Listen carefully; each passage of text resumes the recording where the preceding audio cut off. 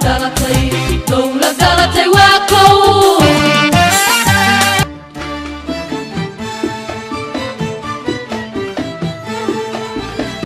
kulanti wanaagsan daawadayaal kusoo dhawaada barnaamij gaar oo kaga hadlayno booqashada ra'iisul wasaaraha jamhuuriyadda Soomaaliya oo ku yimid dalkani jamhuuriyadda Djibouti kulamadii gaargaarka oo la qaatay madaxda kala duwan ee dalka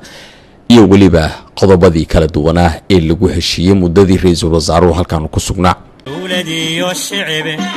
dumar iyo rag dawladiyo shicib dumar iyo rag Soomaali way isku duubanto لو دداليا سومالي وي اسكو دوبنتو لو دداليا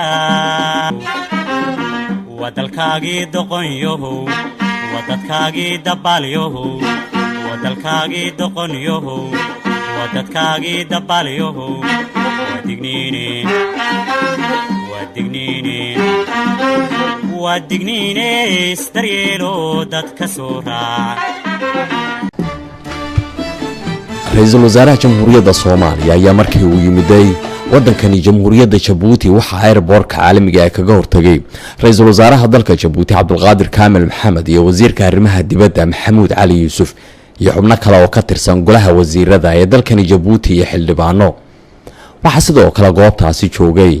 سياحية سفارة الصومالية ودنكني Djibouti isla markaana qunsulka safaaradaasi Cabdiraxmaan Maxamed Hiraabe ra'iisul wasaaraha ayaa inta kadib waxa uu gacan qaaday madaxdii kala duwanaa ee goobtaasi ku sugnaa iyagoo aad ugu faraxsanaa imaanshiyaha ra'iisul wasaaraha iyadoo sidoo kalena ra'iisul wasaaraha jamhuuriyadda Soomaaliya Xasan Cali Khayre uu la fahantiisu aad ugu faraxsanaa soo dhaweynta wanaagsan ee loo sameeyay inta kadib ra'iisul wasaaraha jamhuuriyadda Soomaaliya oo hogaaminaya wafdi isugu jira wasiiro iyo waliba xildhibaano ayaa wasiirada la socday waxa kamid ahaa wasiirka arrimaha dibadda ee jamhuuriyadda Soomaaliya wasiirka boostaha iyo isgaarsiinta ee Soomaaliya iyo sidoo kale wasiiru dawlaha gaashaandhigga ee dalka Soomaaliya waxa sidoo kale ku heliyay xubno ka tirsan xildhibaanada baarlamaanka kulan gaar ah ay madaxda labada dhinac ku yeesheen hoolka shirarka ee airportka caalamiga ah ee wadankani Djibouti waxaana kulankaasi lagaga hadlay xiriirka iskaashi iyo cilaaqaadka walaalnimo ee ka dhaxeeya wadamada Djibouti iyo Soomaaliya inta kadib ra'iisul wasaaraha wafdiga oo hogaaminaya waxa uu soo dhaqaaqeen halkii ay deegi lahaayeen oo ahayd hotelka Cambeski ra'iisul wasaaraha ayaa waxa uu si rasmi ah u gudagalay howlihiisa shaqo waxa ugu horeyn uu booqday xafiiska ra'iisul wasaaraha dalkani jamhuuriyadda Djibouti oo loo yaqaan State Ministerial ka halkaas oo ra'iisul wasaaraha iyo golaha xukuumaddu ay ku shaqeeyaan ra'iisul wasaaraha ayaa kulanka ay wada qaateen waxa ku wehelinayay wasiiradii kala duwan iyo xildhibaanadii safarkiisa ku wehelinayay iyadoo sidoo kalena dhinaca Djibouti ay goobta ku sugnaayeen ra'iisul wasaaraha dalka Djibouti wasiirka arrimaha dibadda iyo waliba xubno kale oo ka tirsan golaha wasiirada iyo xildhibaano labada dhinac ayaa waxa isla soo qaadeen arrimo dhowr ah oo ay kamid tahay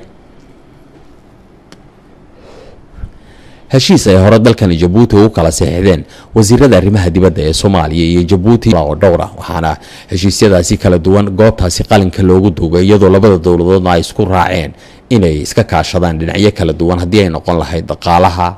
dhinaca horumarka ganacsiga maalgashiga iyo waliba sidoo kale arrimaha siyaasadda dibadda ra'iisul wasaaraha jamhuuriyadda Soomaaliya Xasan Cali Khayre ayaa uga mahadceliyay ra'iisul wasaaraha Djibouti madaxweynaha jamhuuriyadda Djibouti iyo shacbiga dalkan doorka lixaad kale ay ka soo qaateen dibadhiska dawladnimada Soomaaliya iyo waliba dadaalkii weynaa ee shacbiga Djibouti ay ku bixiyeen kulamadii kala duwan ee wadankan loogu qabto Soomaalida xilligii wada hadalka iyo heshiisiinta Soomaalida ra'iisul wasaaraha jamhuuriyadda Djibouti ayaa isna waxa uu sheegay in hadii ay dawladda Djibouti ay garab taagan tahay dawladda Soomaaliya inta kadib ra'iisul wasaaraha iyo wafdigiisa ayaa waxa ay tageen qasriga madaxtooyada ee dalkani Djibouti markii uu gaaray ra'iisul wasaaraha jamhuuriyadda Soomaaliya qasriga madaxtooyada ee dalka Djibouti ayaa waxa halka ku soo dhaweeyay madaxweynaha jamhuuriyadda Djibouti mudane Ismaaciil Cumar Geele waxa sidoo kale madaxweynaha jamhuuriyadda Djibouti uu mid u gacan qaaday xubnihii kala duwanaa ee golaha wasiirada iyo xildhibaanada ka koobnaa ee safarka ku helinayay ra'iisul wasaaraha Soomaaliya inta kadib waxa la guda galay kulan wada hadal looga wada hadlayay arrimo dhowr ah oo ay kamid tahay xiriirka labada dal cilaaqaadka walaalnimo iyo weliba iskaashiga caalamiga ah ee labada dal. madaxweynaha jamhuuriyadda jabuuti ayaa waxa uu hambaliyey madaxda Soomaaliya isagoo tilmaamay in dadaal aad u weyn ay wadaan islamarkaana la doonayo in Soomaaliya dib loogu soo celiyo dowladnimadeedii. madaxweynaha jamhuuriyadda jabuuti waxa uu ku booriyey madaxdii kala duwan ee ra'iisul wasaaruhu hogaaminayay inay ku dadaalaan in Soomaaliya ay cagaheeda isku taagto mar kale islamarkaana ay qayb ka noqoto dowladaha waaweyn ee caalamka. kulankaasi markii uu soo idlaaday ayaa ra'iisul wasaaraha jamhuuriyadda Soomaaliya waxaanu weydiinay waxyaabihii ay ka wada hadleen isaga iyo madaxweynaha. waxaana yiri waa mahadsan tahay maantay madaxweynaha ra'iisul wasaaraha iyo wasiirro ka tirsan xukuumadda reer Jabuuti ayaan la kulmay. waxaan marka hore uga mahad celiyay shacabka reer Jabuuti oo matalaya madaxweynaha iyo ra'iisul wasaarihiisu hiilka ay ummadda Soomaaliyeed la garab taagan yihiin. waxaan u sheegay laga soo bilaabo Jabuuti 1 Jabuuti 2 iyo Carta in ay ahayd wixii dhaliyay dawladnimada Soomaaliyeed oo maanta maraysa meel wanaagsan. inaan shacabka reer Jabuuti uga mahad celino dadaalkii ay nala galab istaageen, dhiiggii ay ku bixiyeen hiil walaal iyo ciidamada reer Jabuuti ayaa maanta waxa uu dhaliyay ummadda Soomaaliyeed wadankeeda inuu marayo meel wanaagsan. waxaan u sheegay madaxweynaha iyo ra'iisul wasaaraha in dawladda Soomaaliya ay diyaar u tahay inay aad ula sii shaqeyso dawladda Jabuuti iyo shacabka reer Jabuuti oo walaalahanahay ahna dalka aan isugu dhownahay. maadaama marka Soomaaliya ay soo hagaagayso inaan bilowno sida aan uga wada shaqeyn lahayn arrimaha dhaqaalaha, arrimaha ganacsiga, arrimaha isu socodka, dib u dhiska dalka, in dawladda Jabuuti iyo shacabkeedu ay gacan naga siiyaan. waxa uu ahaa wada hadal aad u wanaagsan, aad u hufan, ay ku dheehan tahay walaalnimo iyo kalgacaltooyo. waxaana loo soo dhaweeyay si aad u wanaagsan oo iyaduna aan aad ugu riyaaqnay. wada hadalladina waxay ahaayeen wada hadallo aad u wanaagsan. waxaana rajayn doonaa inay tusaale u noqon doonto qaabka mustaqbalka aan usii wada shaqeyn doono haddii Ilaahay yiraahdo. ujeedadeedu waxay tahay sii xoojinta wada shaqeynta labada wadan, annagoo diiradda saaraynay xoojinta amniga labada wadan, dib u dhiska ciidamada dalka Soomaaliyeed, wada shaqeynta sidii dhaqaalaha geeska Afrika loo kobcin lahaa, gaar ahaan Soomaaliya hadda iyo dawladda Jabuuti sida ay uga qayb qaadan lahayd maalgashiga hadda ka socda dalka Soomaaliyeed, iyo inaan iska kaashano siyaasadda labada wadan, siyaasadda geeska Afrika, siyaasadda dunida, iyo sida dawladda Jabuuti gaar ahaan madaxweynaha sharafta leh madaxweyne Ismaaciil Cumar Geelle oo aan uga waday fariimo hufan madaxweynaha Jamhuuriyadda Federaalka Soomaaliya si uu noola qaadi lahaa shaqooyinkaas aan ku guda jirno. marka la soo koobo shirarkii aan galnay si wanaagsan ayay u dhaceen, si wanaagsanna waa naloo soo dhaweeyay. waa mahadsan. asaaska dawladnimada Soomaaliyeed oo maanta taagan oo ummadda Soomaaliyeed ay arkaan iftiin ka duwan kii hore, waxaa buddhig u ahaa dadaalka dawladda iyo shacabka reer Jabuuti. hadda waxaan soo gaarnay waqtiga aan wax wada qabsan lahayn. Soomaaliya hadda waxay maraysaa waqtigii iyada la maalgashan lahaa. waxaan isweydaarsanay sidii aan u kala baran lahayn, sidii aan hay'adaha dawladda labada dawladood aan u dhisi lahayn, sidii aan maalgashi u samayn lahayn, sidii aan isugu xiri lahayn labada wadan iyo qaaradaba. waxyaabo badan oo Jabuuti aan ka baran karnaa jirto oo ah siday ula dhaqmaan dunida, siday dalkooda dib ugu dhisaan, taariikhda ay soo mareen inta anagu aan dhibaatada ku jirnay. laakiin markii la soo koobo hadda waxaan ku sii ballanay inaan gacmaha isii qabsano maadaama aan nahay laba shacab oo walaalaha. waxaa sidoo kale aan wax ka weydiinay Cabdulqaadir Kaamil Maxamed, ra'iisul wasaaraha dalkani Jamhuuriyadda Jabuuti, oo isagu lafahantiisa ka hadlay ahmiyadda ay leedahay booqashada ra'iisul wasaaraha Soomaaliya oo ku yimid dalkani Jabuuti. Le premier ministre somalien est arrivé à notre invitation à Djibouti et il nous a expliqué. ra'iisul wasaaraha Jabuuti ayaa waxa uu sheegay inuu aad ugu faraxsan yahay imaanshaha ra'iisul wasaaraha Jamhuuriyadda Soomaaliya oo uu sheegay in iyagu lafahaantooda ay casuumaad u direen. waxa uu tilmaamay in arrimo dhowr ah lagu heshiiyey, isagoo sidoo kalena sheegay in dawladda Jabuuti shacbigeeda iyo weliba ganacsatadaba looga baahan yahay inay maalgashadaan Soomaaliya oo ah wadan qani ah, isla markaana Jamhuuriyadda Jabuuti shacbigeeda uu yahay wadanka ugu dhow marka loo eego dad ahaan iyo diin ahaan intaba. ra'iisul wasaaraha ayaa intaa kadib waxa uu boqolay dhinaca gobolka Cali Sabiix, gaar ahaan xerada qaxootiga ee Cali Cadde halkaas oo ay ku sugan yihiin kumanaan qaxooti Soomaaliyeed oo muddaba halkaasi magangeliya u joogay si ay naftooda u badbaadiyaan. Ra'iisul Wasaaraha ayaa markii uu gaaray deegaanka Cali Cadde waxaa si weyn halka ugu soo dhaweeyay kumanaan dad oo iyagu ah dadkii Soomaaliyeed ee ka soo cararay dagaaladii sokeeye ee ka jiray Soomaaliya,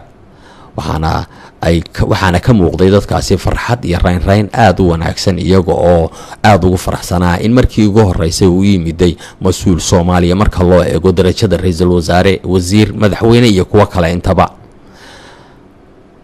intaa kadib ayaa ra'iisul wasaaraha waxa uu goobtaasi ka jeediyay khudbad dhinacyo badan taabanaysa uu kula hadlayay dadkii shacabka ahaa ee goobtaasi ku sugnaa.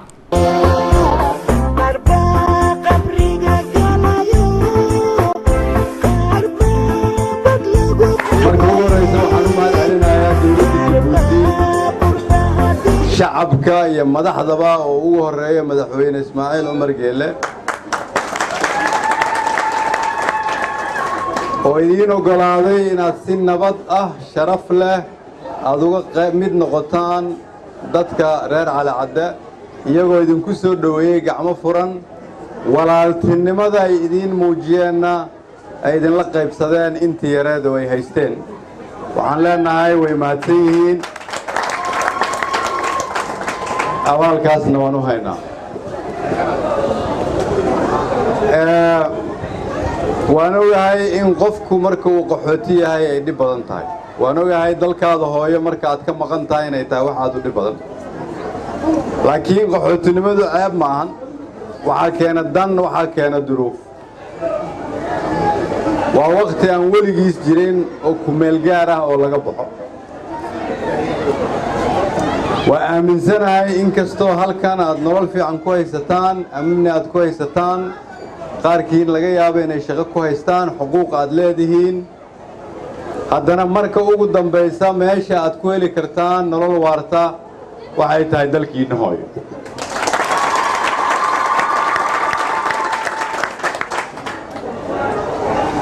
marka hore waxaan rabaa horta inaan idiin sheego, anigu intaanan ra'iisul wasaaraha noqon ka hor halkan waxaan xasuustaa hay-addii aan u shaqaynayay markaan idhi meel Cali Cadde la yidhaha ayaan xafiis ka furanaynaa. waxay yidhaahdeen halkaas dhaqaale loo heli maayo, hay-adaha deeqbixiyaashana wax bixin maayaan. laakiin maadaama halkan aan ku ogaa dad Soomaaliyeed, hadafkayga markaana uu ahaa geeskan Afrikada ee soke oo aan anigu ka shaqaynayo mas'uul ka ahaa, meel walba oo dad qaxooti ah oo Soomaaliyeed ay joogaan inaan wax gaarsiiyo. sidaasaan horta waagaas ku imid meeshan la yiraahdo Cali Cadde. waxaan aad ugu faraxsanahay shaqadii aan bilownay inay sii ballaaratay. dadkii Soomaaliyeed oo ila shaqaynayay inay halkan qaarkood fadhiyaan,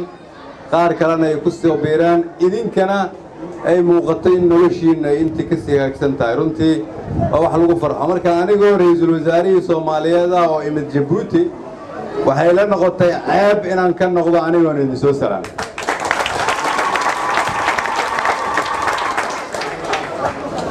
sababtoo ah dowladda uu hogaamiyo madaxweynaheena Maxamed Cabdullaahi Maxamed Farmaajo, sidaad ogtihiin waa dowladda shacabka. maadaama ay tahay dowladda shacabka, idinkuna aad tihiin qayb ka mid a shacabka Soomaaliyeed, idinka ayaa xaq u leh dowladnimada. sidaas ayaana idinkugu imid inaan idin soo salaamo. intaas ka sokow waxaan rabaa inaan maanta idinkugu bishaareeyo sidii aan ra'iisul wasaaraha u noqday oo aniga madaxweynuhu u bilownay inaan dalka ka shaqayno. dad badan oo Soomaaliyeed oo dalka dibaddiisa ku nool ayaa ku soo laabtay dalkii. waxaa yimid qaxoot dad badan oo maxaabiis ah oon ka keennay Ethiopia, qaaran ka keennay Liibiya, qaaran ka keennay India, qaaran ka keennay Seychelles, qaaran ka soo wadna Tanzania, qaaran ka soo wadna Oman. waxaan go'aansanay dadku siday u kala dhib badan yihiin inaan ku bilowno. waxaan ka shaqayn doonaa in qof walba Soomaaliyeed oo dhibaataysan aan isku dayno haddii Ilaahay yiraahdo inay gacanteena gaarto.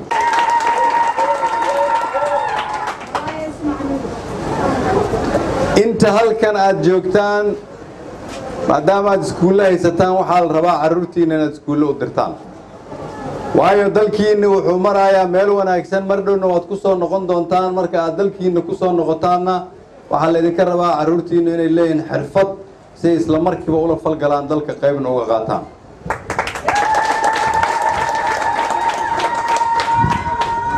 waxaad maqli doontaan kuwo badan oo facebookyada wax ku qora ama idaacado ka hadla oo yidhaahda dalkiina wuu xun yahay dalka Soomaaliya meel xun buu joogaa waa kuwii 28 sano dalka dumiyay ha dhageysanina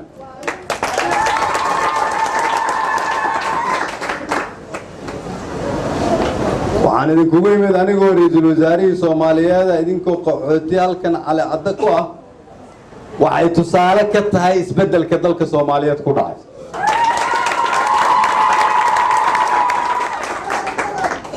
sababta aan idinkugu yimid waxay tahay inaan aaminsanahay inaan ra'iisul wasaarihiin nahay aan ahay ra'iisul wasaare Soomaaliyeed aanan ahayn ra'iisul wasaare Muqdisho ama ra'iisul wasaare qolo waxaan aaminsanahay in xanuunkiina xanuunkeyga yahay farxaddiinuna ay farxaddayda tahay Soomaaliya way ka qiimo badan tahay 27 sano la soo dhaafay way ka sharaf weyn tahay sida hadda naloo yaqaan way ka macno badan tahay waxa ay dadka iyo dunida u garanayaan waxa soo socota Soomaaliya cusub oo adeertii adigu aad ku soo kortay ah waxaan ku rajaynahay ku qalbi fiicanahay hubaa ku niyad fiicanahay in mar kale la dhihi doono Soomaaliya waa dalka Afrika ugu horumarsan waa mahadsantiin wasalaam calaykum dawladii iyo shicib dumar iyo rag dawladii iyo shicib dumar iyo rag Soomaali way isku duubanto dan loo dadaalayaa Soomaali way isku duubanto dan loo dadaalayaa wadalkaagii doqonyohow wadadkaagii dabaalyohow wadalkaagii doqonyohow wadadkaagii dabaalyohow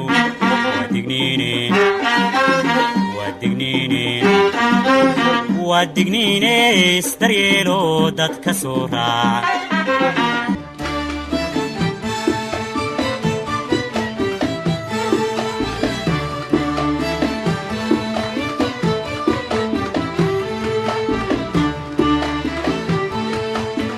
barnaamijkan waxaa isku soo duway halkan idinkaga jeedinaya anigoo Mikael Cabdirashiid Barra tan intaan ku kulmayna barnaamijkan lamida waxaan idinkaga tagaynaa sidaa iyo nabadgelyo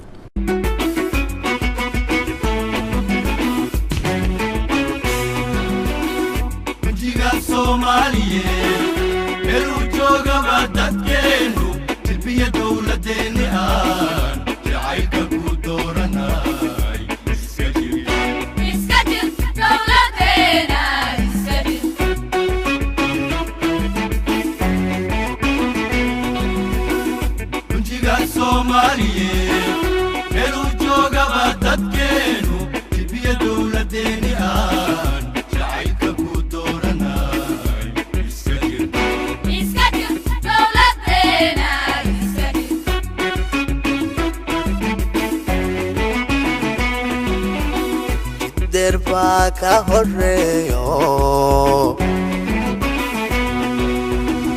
jafliyo qodax baa dhextaalo jiqooyo lagama baxo rag baa hore ugu jaabe iska jir dawladeena iska jir jiddeer baa ka horeeyo jafliyo qodax baa dhextaalo jiqooyo lagama baxo rag baa hore ugu jaabe iska jir dawladeena iska jir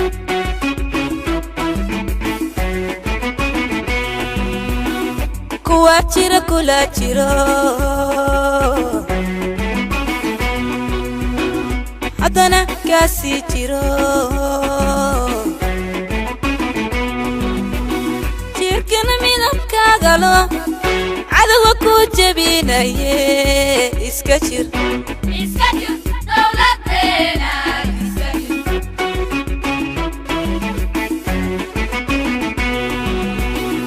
كواتيرا كولاتيرا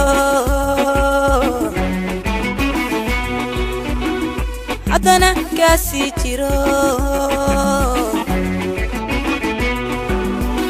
تيركنا ميدب كاغلو عدو كوجبينا إسكتر دولتنا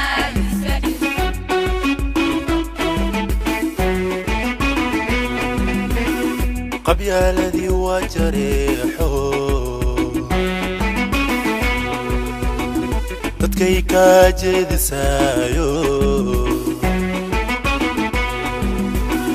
midnimaday kala jirtaayo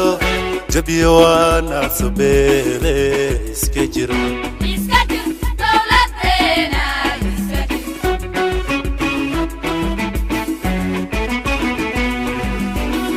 qabyaaladii waa jareexo dadkay ka jeedisaayo midnimaday kala jirtaayo jabiyo waa nacsabeele iska jir دولتنا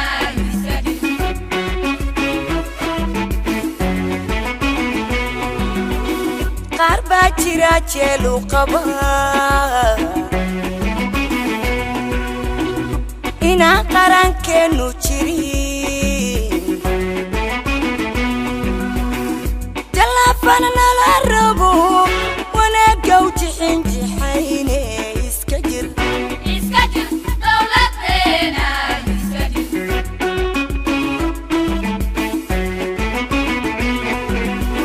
قربا جرا جلو قبا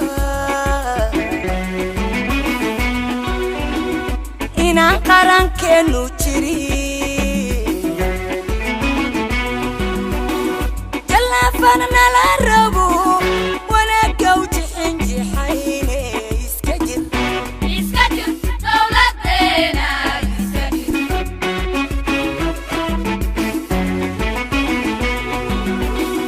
قلوب كلا جديو جبابير كلا مقنعيد مديسكو جديه دقنينكو جديه اسكجر دولتنا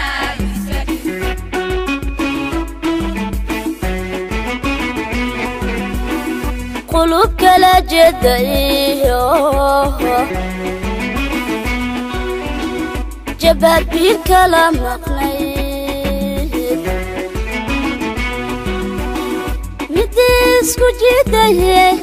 دقنينكو جديه اسكجر دولتنا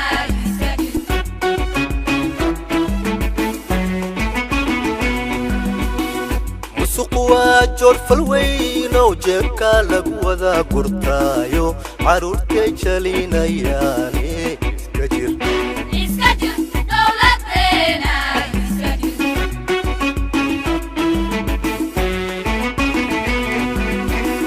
musuq waa joor falweyn oo jeebka lagu wada gurtaayo caruurtay jalinayaane iska jir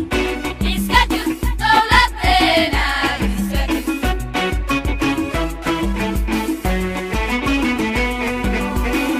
musuq waa joor falweyn oo jeebka lagu wada gurtaayo dhaqaaluhu jabinayaale iska jir